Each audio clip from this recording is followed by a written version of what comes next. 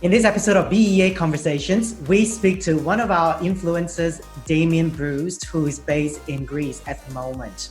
This conversation is really surrounding people's concern still around travel. And 2 days ago, Damion Breust posted on LinkedIn about an event his previous team has won an award for, which is for NAFTA Food Service Australia. Now, Damion commented on that post stating that there are some recommendations that he would like to suggest. First of all, instead of going to 2 or 3 destinations within a country, try to stick to one to limit risk. The other is thinking about privatization, which everyone is around this region are getting inquiries for. And also to travel closer, as we know that perhaps over the next 2 years, the immediate business, or what we call the lowest hanging fruit, could be domestic or regional business. But we want to shed light on this particular comment that I'm going to read right now that Damion has written. He says, to ensure that no participants had concerns about safety and health by putting preparations front and center of all planning. There's a lot behind these points.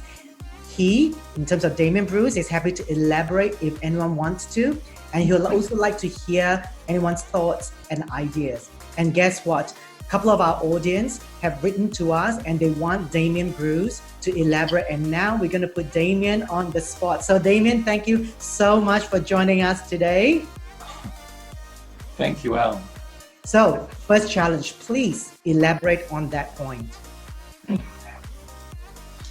Yes, thank you. I think very good questions indeed. And I think the best thing we can do as planners or organisers is really put front and centre the health and safety of all participants, and of course your own team that you're running.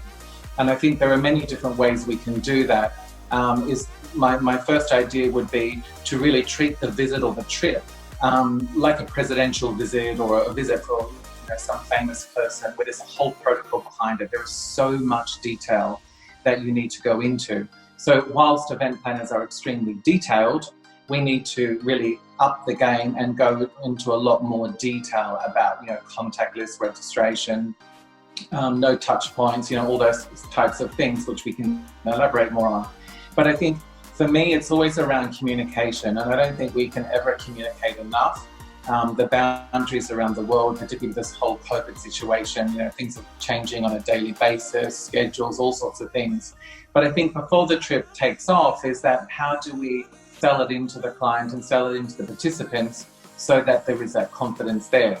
So the first thing would be around being very proactive and transparent for communication. So even if you created a group chat, something like that with all the participants, where you put up each day what you're going to do around food and beverage, checking at the airport and those types of things. And you outline to them what you're doing, what your process is. Even cievents put up something really, really fantastic around different guidelines that they're going to adopt for all their clients, and they've put it up there as public information for everyone. But I think really, they're quite at the forefront of it, of their approach to it. And if we all adopt something like that and go into that detail to give the confidence back to participants. So if you create those types of documents, you do different elements each day on a post or in the communication channel, but also give participants the opportunity to ask more questions. As mundane as they might be, or they're asking the same question again by someone else, take the time to answer all the questions, because we all want that safety and security there. And I think to know that you're going into an environment where someone really has thought out, like I said, a presidential visit, all the different obstacles, all the health and safety measures have all been thought out and mitigated as much as you possibly can, will help to give people back that confidence in traveling again. And of course, as meeting or incentive organisers, building those relationships and getting people together is critical to every business. So we need to do it right. So Damion, can I ask, you have managed a couple of agencies in Asia in the past. So in terms of, if I were to set up an agency right now, would I need more staff strength, or would I, opt for technology to be able to communicate frequently or frequent enough to the delegates to make them feel safe? What are some of your strategies? Yes, I would set it up slightly differently, and I think that's a very, very good question. I would have a team available sitting there just answering all the questions and feeds that come through. I would structure the team that they were a couple of people on the team that were, let's say, experts in their fields and the subject matter and can answer all the questions. And not only know the local government restrictions where you live or based, but also where you're going to. And you take the more severe of the two so that everything is covered. So I would have a team that's dedicated to that. I would have a team that is upskilled or has done presidential visits and the like before, but able to go into a lot more detail in the planning process to tick everything off. And much like the CI document, is have your own guideline and create checklists of what you're going to do and how you're going to do it. So how do you do the engagement with suppliers and the contracts? When you dealing with the hotel or the airline, what's the protocol, what's the process, staying really informed and keeping people informed all the way through, so that the team is divided a little bit differently to be able to answer all those influx of questions. And I think that that's key, so that you have total transparency with all the participants, so that they're really well informed. With the elevated expectation when it comes to increase in communication frequency and transparency, does that elongate the planning process? So, which means, in other words, do event organizers need more time to prepare? So instead of a year, now they need 18 months. Yes, I would just, yes, very good question. So I think it could be either, but I think it's also the amount of people you have on the task. So maybe one person just doing what they would normally do and manage the client relationship and all the questions. Then you have a team behind it, someone who's really focused on all the COVID processes, someone who's really focused on the supplier engagement and what their responses to the COVID process, someone looking after the participants. So very similar to what we have now, but the focus is a lot more spread because of the influx of questions. With the kind of innovation and technology available nowadays, do you think AI would not be able to solve that communication challenge? I think it will definitely help. And I think, like we've touched on before, simple things like elevators, I know Singapore's got some office towers, as does New York, where you tap your staff ID and it knows the floor you're going to, and everything is touchless. Now, of course, we can't replicate that in every country so fast, but how do we work around that? And we really do need technology to help us a lot, because we want to create a lot more touchless or contactless situations as much as possible. So we do need it. Yeah. And just coming back to communication, I know that there's a lot of expectation in terms of the large amount of information that is out there. So for example, Singapore government launched back in February what they call SG Clean certification. And I think at the moment there are over 5,000 premises that are certified SG Clean. How will such information impact international event planners like yourself?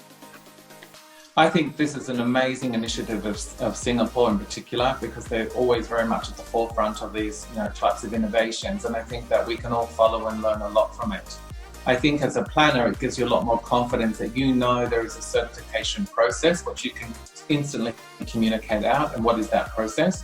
But also to give people the confidence you're going into a venue, that's SG Clean, or other locations around the world did it. That certification is there. So like Accor hotels have come out with their own process. American Airlines have come out with their own process, Safe, Clean and the like, which is fantastic. But what we need to do as planners is to consolidate them all so that it's a bit more streamlined for the passengers.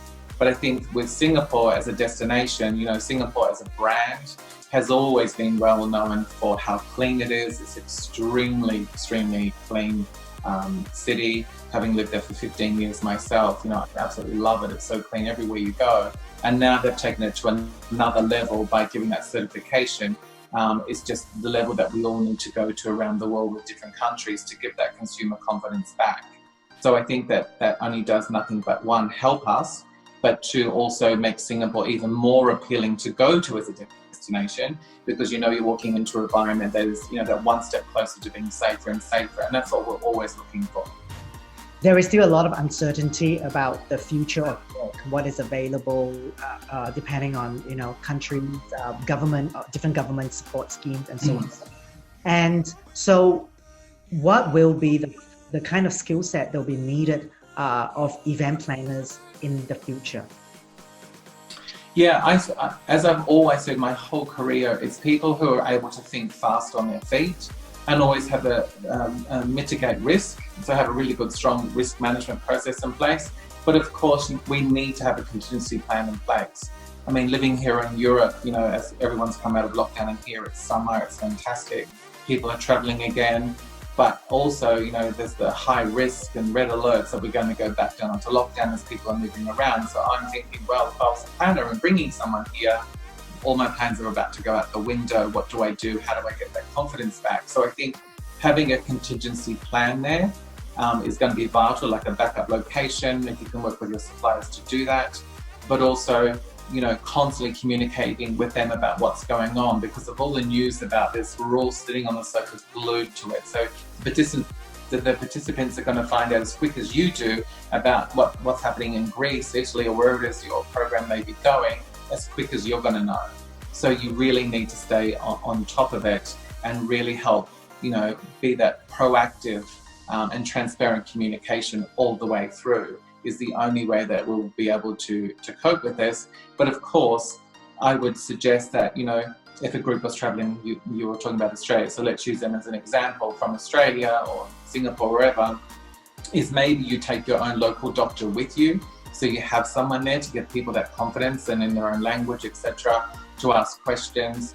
But also, should someone fall sick or show any symptoms, you can isolate it with the doctor, that the people can be completely isolated and the rest of the trip can continue on, rather than everyone panicking, getting, you know, upset, whatever, maybe start doing temperature checks with everyone every morning. You know, different things like that we can do.